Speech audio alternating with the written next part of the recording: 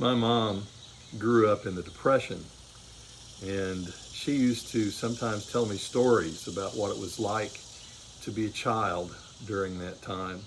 One of the stories that she told a lot was about how that she and her sister sometimes had to wear burlap sack dresses. Now, burlap sacks were sacks that animal feed came in, and they could be reused for corn and other types of grains. But in time, when money was tight, my grandmother would take the sacks and she would dye them out of the plain brown color that they were into something bright and maybe a little more cheery. And she would sew them a special way and make dresses for the girls out of the burlap sacks. And the girls, my mom and her sister, would sometimes have to wear these dresses to school. And while they did it, they didn't always like doing it.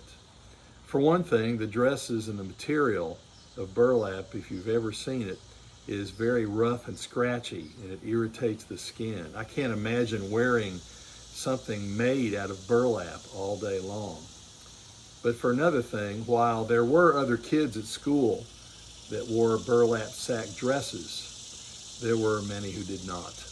And it was embarrassing for my mother and her sister to be seen in the burlap sack dresses, because it kind of advertised to people that their family was having a difficult time.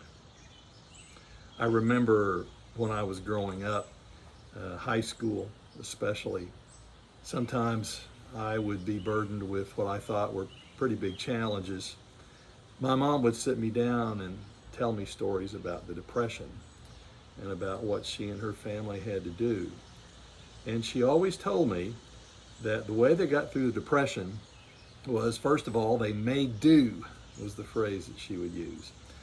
They used what they had, and they learned not to want what they didn't have. And that helped them a great deal.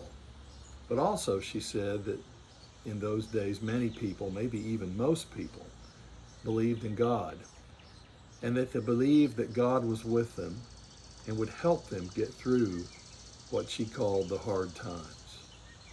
She promised me that God would be with me during the challenges I faced, and that if I put my trust in God, God would carry me through. She always finished up those talks by reminding me that God carried her family through the Depression, and a lot of other families that they knew as well. They made it. In fact, the whole country made it through. With that attitude of learning to make do, learning to be satisfied with what you have, and trusting in God to carry you through. That's a good reminder for us today as well. We face a lot of challenges in our lives. Many of us have personal challenges.